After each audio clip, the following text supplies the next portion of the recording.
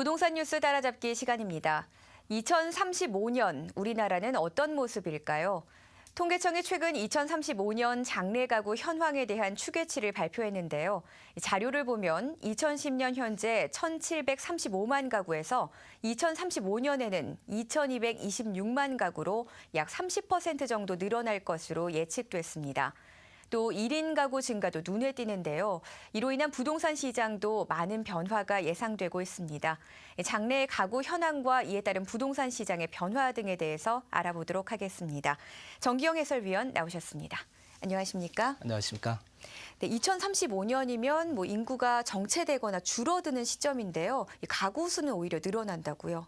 얼마나 늘어납니까? 예, 통계청이 지난 28일에 2010년을 기준으로 2035년까지의 시도별 장래 가구 추계를 발표했습니다.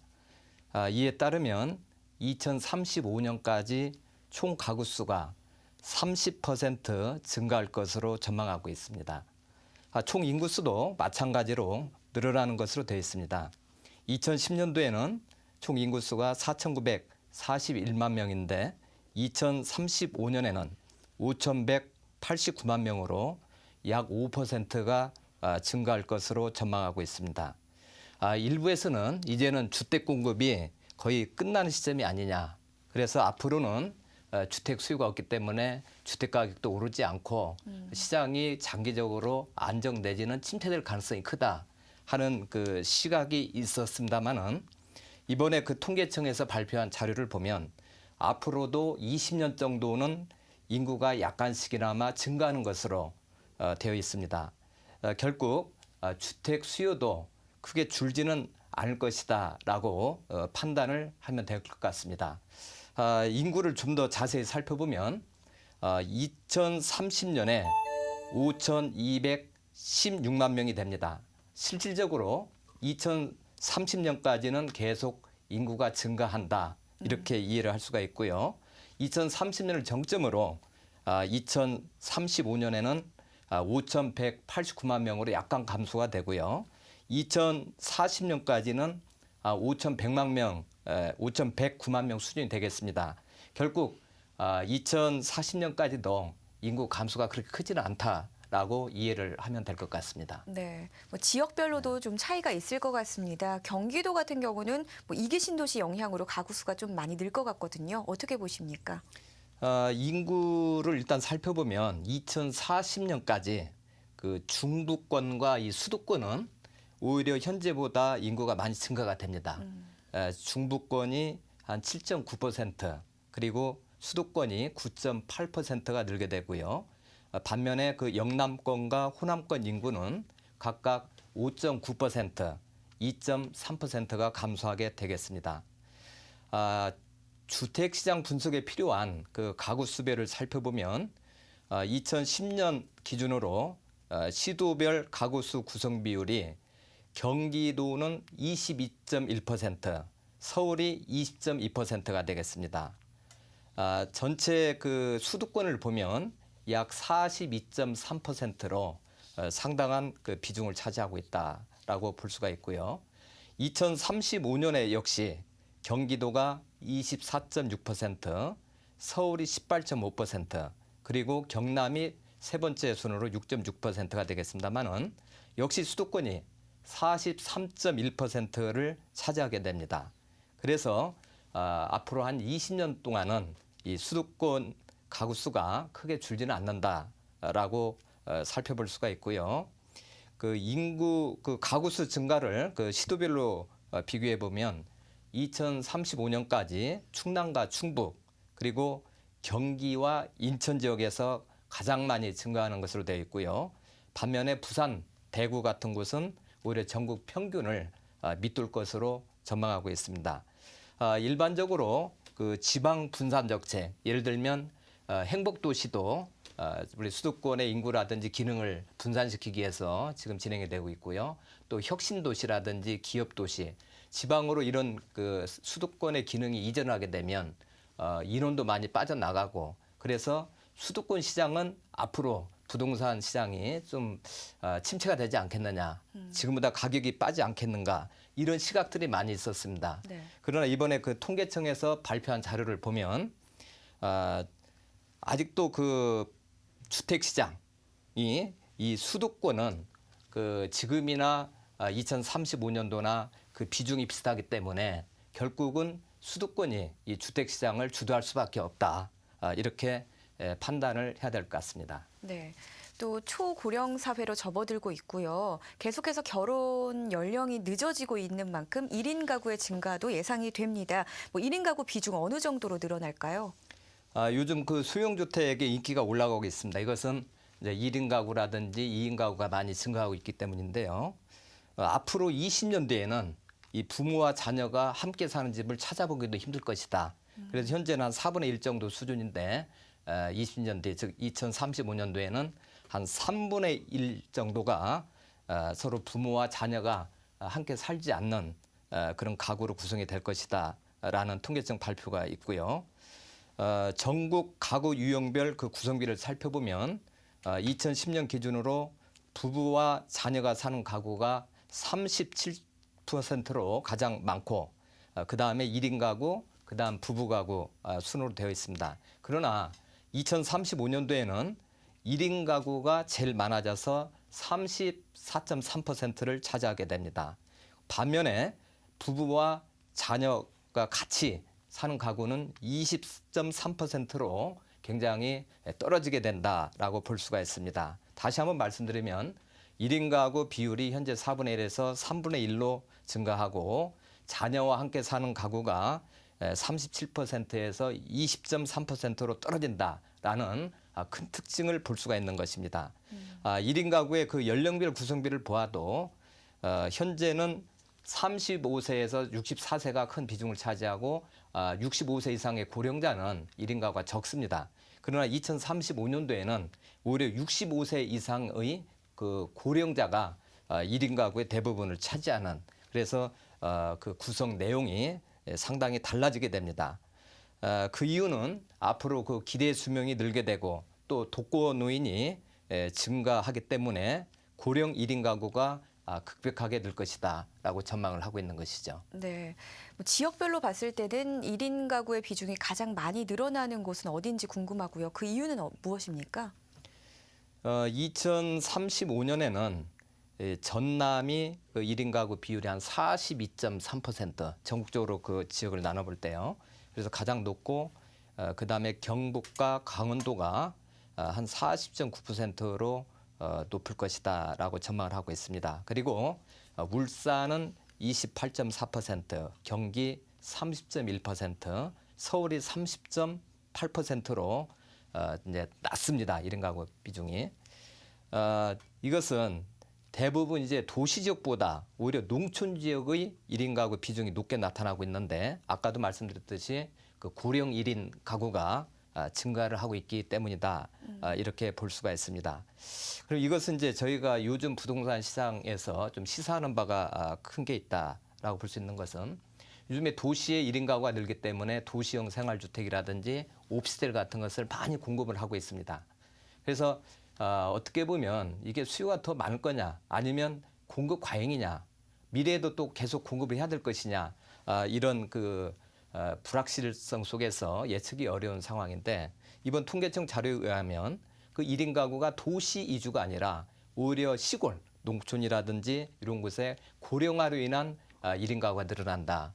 그래서 외형적으로는 1인 가구가 증가를 하게 되지만 내용적으로 보면 이 농촌 지역에서 주로 늘기 때문에 도시에서의 그 소형 원룸 주택의 공급은 거의 한계에 와 있을 수도 있지 않느냐라고 조심스럽게 전망을 해보게 되겠습니다. 네. 부부와 그들의 자녀로 구성되는 전통적인 가구, 이 유형들이 상대적으로 좀 줄어들 것으로 예상이 됩니다. 2035년에는 지금과 비교했을 때 어느 정도로 달라지나요? 지금은 그 부부와 그 자녀로 같이 그러니까 사는 집이죠. 이런 가구가 현재 한 37% 정도가 되고 있습니다. 그러나 2035년에는 한 20.3%로 줄어들어서 그 구성 비중이 한 16.8%나 감소하는 것으로 지금 전망을 하고 있습니다. 그래서 앞으로는 지금처럼 부모가 자식을 끼고 사는 것이 아니라 이 자녀와 떨어져 사는 것이 더 많다 이렇게 볼 수가 있고요. 근데 여기서 재미있는 것은 지금은 이 분가를 할 때 자녀들이 어느 정도 성장을 해서 이제 그 사회생활을 하기 위해서 분가를 하는 경우가 많이 있는데 오히려 통계 자료를 보면은 이 35세 미만의 그 부부들이 자녀와 지금 살고 있는 비율이 현재는 큰데 나중에는 2035년에는 굉장히 적어지고 1인 가구가 많아진다라는 것입니다. 그래서 이 젊었을 때 아이들이 어렸을 때부터도 상당히 좀 분리되어서 살 가능성이 크다라고 지금 전망을 하고 있고요. 이것은 부동산 시장에서 보면은 이 중대형 평형과 그 소형 평형을 비교해 볼 때 그 소형 평형의 비율이 상대적으로 커진다 하는 것을 의미하기도 하겠습니다. 네, 이 가구 형태의 변화는 부동산 시장에도 변화를 일으킬 수밖에 없을 텐데 이 주택 정책 수립 같은 데도 좀 영향을 미치겠네요. 어떻게 보십니까? 당연히 영향을 미친다 볼 수가 있습니다. 지금 사회적으로 이제 저출산 그리고 고령화 문제가 좀 심각한 문제로 되고 있는데 이것은 역시 부동산 시장에도 작용이 되겠습니다. 예를 들면 그 주택 규모가 일단 줄어들 것이고요. 또 주택의 여러 구조라든지 그런 트렌드도 많이 바뀔 것이다. 이렇게 생각을 하고 있습니다. 그러나 지금 제가 말씀드리는 그 통계청의 자료는 우리가 인구에 의해서 저희가 주택시장을 분석해 보는 자료인데 네. 주택시장은 수요와 공급의 원칙에 의해서 가격도 이루어지고 여러 가지 이제 그 환경이 조성이 되는데요. 지금 인구만 저희가 가지고 분석하는 것은 수요 측면만 보고 있는 겁니다. 그래서 이 인구만 가지고 주택시장 전체를 정확히 예측한다는 것은 한계가 있다라는 것을 간과해서는 안 되겠습니다. 네, 이 말씀하신 대로 전통적인 가구 수는 줄어들고 나홀로 가구가 늘어납니다. 뭐 부동산 시장에도 많은 변화가 올 것이다라고 말씀을 해주셨는데 구체적으로 어떤 변화들 나타나게 되나요? 저희가 상식적으로 생각할 때 일단은 그 소형 주택이 더 늘어나지 않겠는가라고 일반적으로 생각을 하는데요. 그럼 무조건 수용 주택이 늘 것이냐? 그렇지는 않다고 보고요. 어차피 주택 시장은 중대형 평형의 수요도 있고 수용도 있습니다만은 그 비율이 지금보다는 상대적으로 좀 수용평의 비율이 좀 커지지 않겠는가 이렇게 보고 있는데요. 근데 사람들이 자 지금은 이제 그 가구가 많이 분화가 되고 그 또 관리비도 많이 들으니까 수용평을 선호한다라고 하지만은 저는 그렇게 보지 않습니다. 네. 이 소득 수준이 높아지면은 큰 평형을 또 선호를 하게 돼 있습니다. 예를 들어서 저희가 좀 수입이 많아지고 소득이 높아지면은 자동차도 소형에서 좀 중대형으로 큰 걸로 갈아타는 게 일반적이듯이 주택도 좀 크고 좋은 주택을 선호하게 된다라는 것이죠. 그리고 현재 우리나라의 그 1인당 주거 면적을 보면은 28.5제곱미터입니다.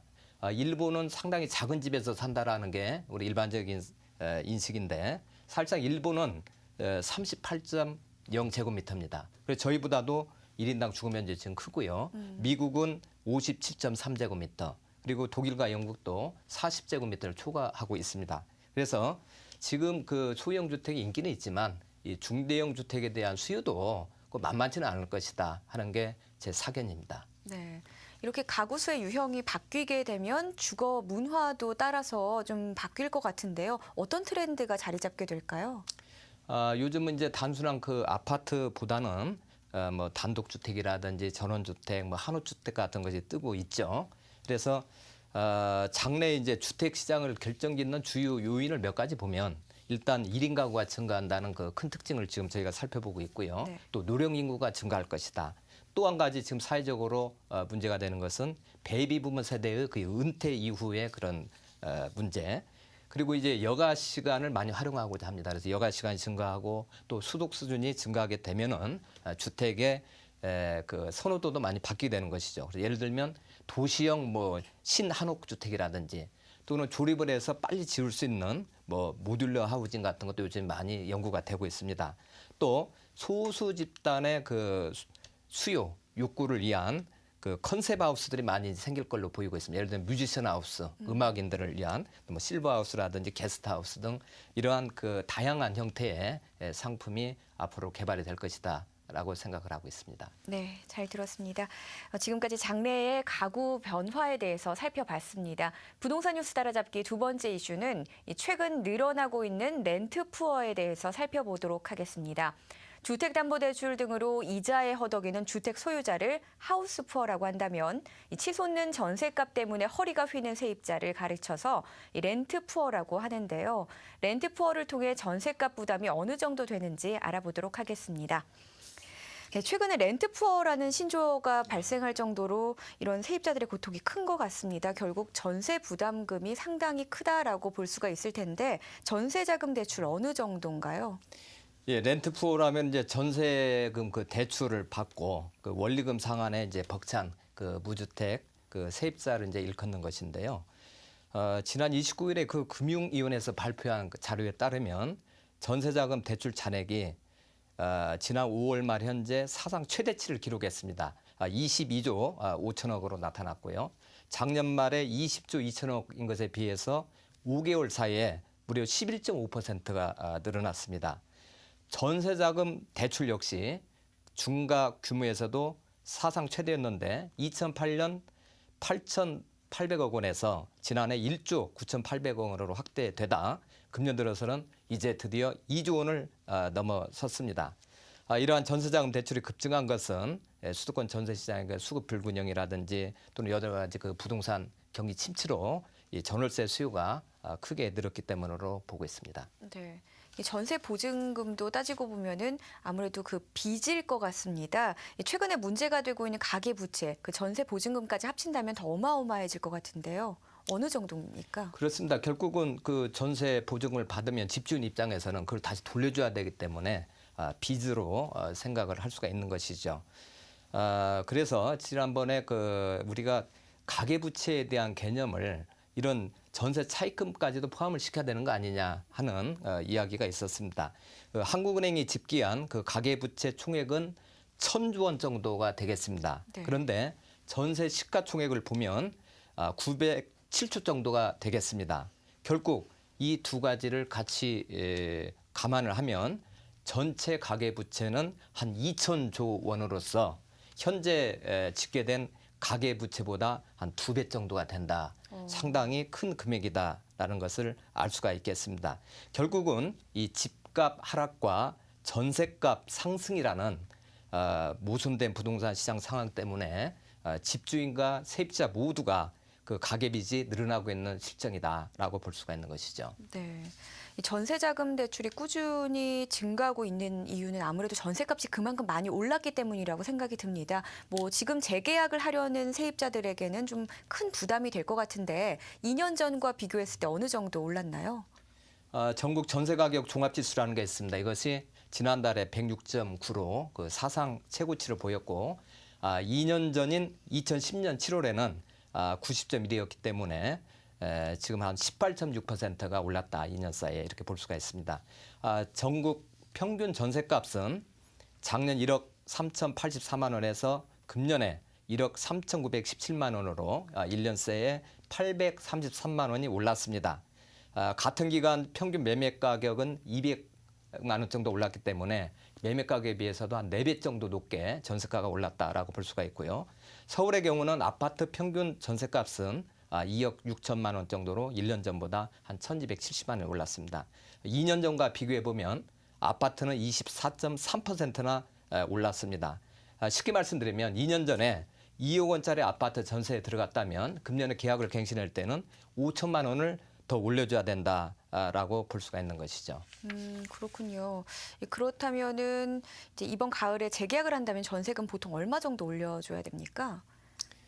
2년 전 전국 아파트 그 평균 전세 가격과 현재 전세 가격을 비교한 결과 평균 2,864만 원이 올랐습니다. 지역별로는 서울이 평균 2억 2,234만 원에서 2억 6,591만 원으로 4,357만 원이 올랐습니다. 부산은 3,210만 원이 또 올랐고요. 경기도는 2,948만 원이 올랐습니다. 결국 서울, 경기, 인천을 합친 그 수도권 전체의 평균 재계약 추가 비용을 보니까 3,209만 원이 나오고 있습니다. 그리고 심지어 2010년도에는 평균 6천만 원대밖에 안 되던 전세가 평균 6천만 원 안 되던 전남이나 강원, 경상북도도 지금은 전부 다 7천만 원 넘어서고요. 네. 그래서 상당히 올랐다라고 볼 수가 있습니다. 네, 이렇게 전셋값이 오른 만큼 세입자들은 부담이 되고 또 경제적인 여유가 없어질 수밖에 없을 텐데 반대로 집주인의 입장에서 생각해 본다면은 대출을 많이 끼고 집을 얻었다면요. 네. 전세금이 높아질수록 좀 부담이 덜해지는 거 아닌가라는 생각도 들거든요. 언뜻 보면 집값이 뭐 오르면 좋겠는데요. 전세값 오른 것은 큰 그 도움이 안 될 수가 있습니다. 왜냐하면 지금 집값이 떨어져 있고요. 결국 전세값이 일부 올라도 나중에 돌려줘야 되는 이 부채와 같은 거라고 좀 전에 말씀드렸고요. 심지어 그 집값에 이제 대출금이 있고요. 그다음에 또 전세금이 있으면 돌려줘야 되는데 네. 실제 집을 팔아도 그 가격이 안 나오는 경우가 있습니다. 이런 것을 요즘에 이제 깡통 주택이라고 이야기를 하고 있습니다. 네. 결국 이제 그 집은 있어도 실질적으로 뭐 돈도 없고 여러 가지 이런 문제가 있는 이 하우스 푸어라는 말이 생겼는데 이 비싼 집에 사는 이제 가난한 사람들이라는 뜻이죠. 무리하게 대출 받아서 집을 샀다가 이 대출 이자와 빚에 짓눌려서 힘겹게 사는 사람들을 말하게 되겠습니다. 이러한 하우스 푸어가 지금 150만 명에 이른다라는 보도도 있었습니다. 심지어 강남에는 진짜 부자가 있거나 아니면 거지들만 산다라는 말까지 요새 유행을 하고 있는 실정입니다. 네, 요즘 우리 실태를 잘 나타내는 예. 그런 말인 것 같은데요.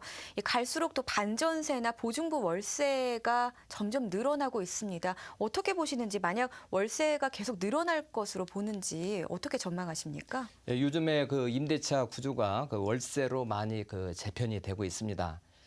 그러면서 이제 세입자들의 생활이 점점 힘들어지고 있는데요. 이러한 이제 이유들이 여러 가지 있습니다만은 이 정부가 또 그 최근에 전세난 문제 때문에 도시형 생활주택 같은 그 월세형 주택 공급을 굉장히 장려를 해왔습니다. 그래서 세입자들이 이제 지금 월세 구조에 많이 익숙해지고 있는데요. 국토해양부에서 그 발표한 자료에 따라도 작년보다 전세는 줄고 이제 월세가 많이 는 것으로 이제 나타나고 있습니다. 사실상 이제 전세는 집값이 올라갈 때 집주인들이 이제 대출금 대신으로 이제 선호했던 수단이 되겠습니다.